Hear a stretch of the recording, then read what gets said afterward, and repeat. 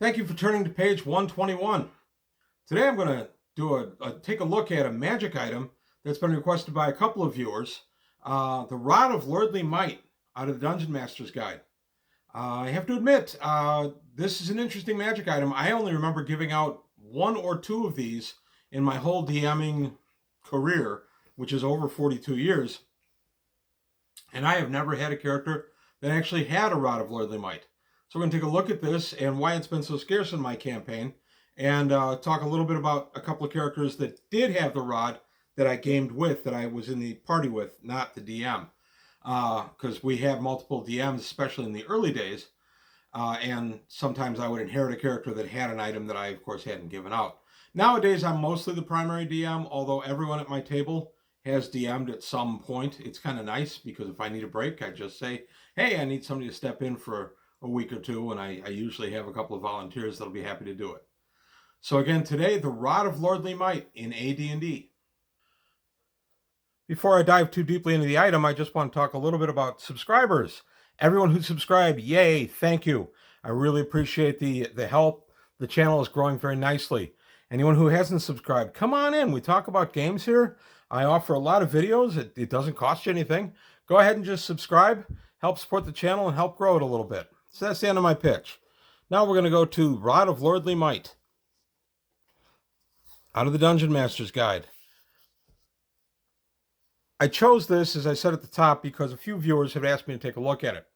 I have to admit, this is an item I only remember giving out, I think, twice in all of my time DMing, and I'm not really sure why.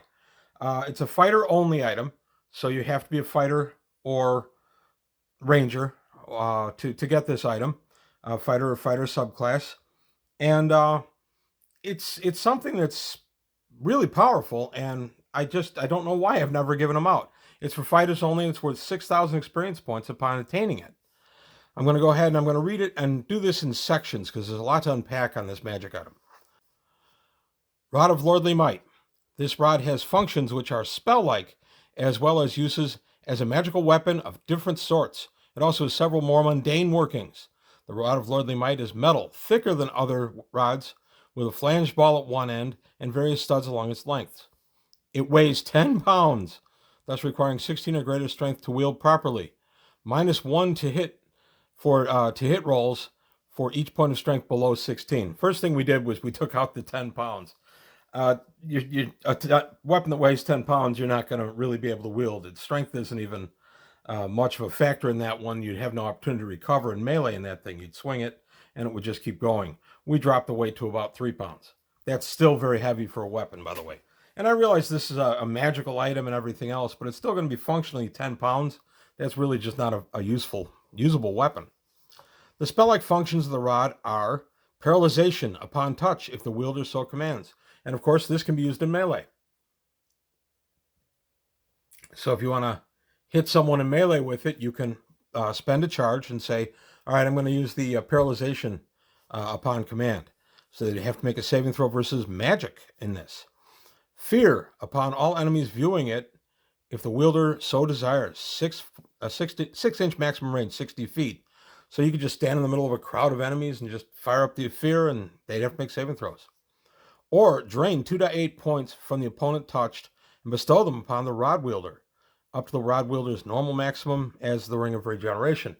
This one's interesting because the way we read it and the way we adjudicate it is if you're using it as the mace function and you spend a charge here, you get your weapon damage plus any strength plus the bonus of the weapon itself and the 2d8 points, and only the 2d8 points get added to your hit points.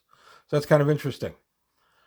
The next section is, or then it goes on and says, each such function draws off 1 charge from the rod. The functions entitle victims saving throws versus magic. It does not save versus rod, staves, or wands, so it's magic, with the exception of function 3, which allows no saving throw. And that requires a successful to hit during melee combat. So I think it's implied there that you can either touch somebody and just drain it, or you can strike them in combat and drain it. Keeping in mind, rods have a max of 50 charges. So you're going to have to be careful when you use this because you got to be pretty sure you're going to hit your target. Now we go to the weapon uses of the rod, and they are a +2 mace, as it is, so it's automatically a +2 mace. A +1 sword of flame, not a flame tongue. There's a difference. D&D, AD&D sometimes gets a little confused between a sword of flame and a flame tongue. When button 1, so it's a sword of flame +1 when the button 1 is pushed. Blade springs forth from the ball, which becomes the hilt, while the handle shortens the weapon to an overall length of 3 feet.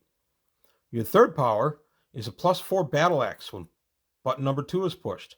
The blade springs forth from the ball and the hole lengthens to 4-foot length. So +4 weapon, that's pretty powerful. And then a +3 spear when button number 3 is pushed. The blade springs forth and the handle becomes lengthened up to 12 foot for overall length, from 6 foot to 15 foot minimum, if you want to use it as a lance or a pike. So that's pretty straightforward there, and it goes into here a little bit and what happens when you start running down on charges. And none of these weapon functions cost charges, which is pretty sweet. That's one of the reasons I think I generally avoided this magic item a lot. In the old days when this would have been a real game changer, first off, I wouldn't have given this guy out much before 7th or 8th level. This is a pretty powerful weapon. And once you're at that level, you've got to be careful with what plus weapons you give out. And I think I just found a +4 battle axe still be pretty powerful. But once you get much beyond 7th, once you're in the 10th or 11th level, I think this magic item's uses become a little more limited. I think that's why I just never really found the sweet spot to give this guy out. I like this magic item, I always have. It's never been one that's readily come to various dragon hordes near me. Okay, the mundane use of the rod are as a climbing pole. This is an interesting power. When button 4 is pushed, a spike which can anchor in granite is extruded from the butt, while the tip sprouts 3 sharp hooks. The rod lengthens 5 feet per segment until you push button number 4, or a maximum length of 50 feet is reached. In either case, horizontal bars of 3-inch length then fold out from the sides, 1 foot apart in staggered progression. So it'd be like climbing a telephone pole. The rod is firmly held by the spike and hooks and will bear up to 4,000 pounds, 40,000 gold piece equivalent weight. It retracts by pushing in button number 5. That's an incredibly useful ability. You could use that to, of course, climb a wall, climb out of a pit, even span a chasm of some type of, less than 50 feet. You can just lay it down on its side and have it push over to the other side. And then number 2 of this, the same function will force open doors if the rod's base is planted 30 feet or less from the portal to be forced and is in line with it. The force exerted is equal to storm giant strength. Interestingly, it doesn't say anything about the door being forced if it has to be wood or metal or whatever. So I would allow this to push open a stone secret door or a metal door of some kind also. And then the power number 3, when button number 6 is pushed, the rod will indicate magnetic north and give the possessor a knowledge of the approximate depth beneath the surface or height above it where he or she is. That's a pretty cool power too. Very similar to what dwarves get innately, but still a really nice power. None of these functions use charges either. The Rod of Lordly Might cannot be recharged. When its functions are exhausted, all spell-like functions cease, as do weapon functions 2 and 3, but the rod continues to work in all other ways. So even though it's out of charges, you lose these 3 powers here, and you lose number 2 and 3, so no Sword of Flame and no 4-foot battle axe. Interestingly, it still becomes a +3 spear on command, or it is always acting as a +2 mace, plus you still get the climbing pole, the force door ability, and the magnetic north ability. So even out of charges, this is still a very useful item. Again, I don't really know why, as a DM, why this was an item that really wasn't in my repertoire much. I like it. I think it's got a tremendous amount of uses, and I am going to have to revisit it. In the old days, I was in a party with a fighter who had this, and very honestly, it became our door opener by default. Since that function costs no charges and there's no penalty, we would just stand back and let the rod force the door open. That might be one of the reasons I stayed away from it as a DM, because it was a great way for the players to kind of stay out of harm's way when opening doors. So that could be one of the reasons I avoided it. Another reason could have been the fact that it renders a lot of pits or pit-like obstructions from being a real problem, because you can either climb the pit or you can extend it across the pit. Either way, it quickly negates some of the cooler aspects of an actual dungeon crawl. I don't remember why I haven't given this out. I really don't. It's just an item that for whatever reason I just didn't really give out a bunch. The party I was in, where the fighter had this and was using the pop doors, believe me, we were very productive. We became much braver about opening doors because we knew, if nothing else, we had some range. This is before bow specialization, but we had some people with bows. We had a halfling with a sling in the group, and we would simply stay back as the fighter commanded the rod to open the door. The door would burst open, and whatever was inside, if they rushed to the door, we could try to take it out with missiles. The disadvantage of that approach, we found out, is that once the door is popped open this way, it is broken open, which means it can't be closed again.